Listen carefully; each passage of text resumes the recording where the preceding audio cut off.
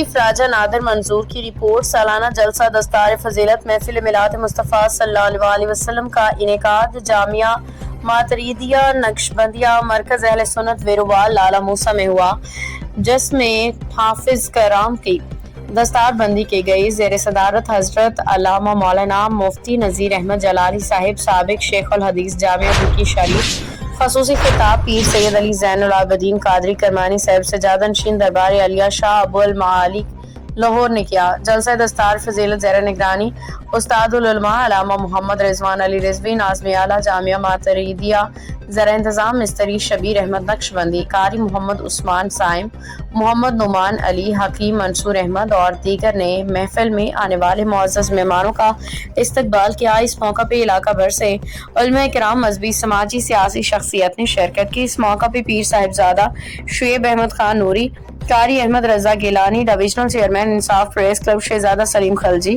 شہزادہ طاہر خلجی، شہزادہ تابش خلجی، چودھری سکندر بابو اور دیگر شریک ہوئے۔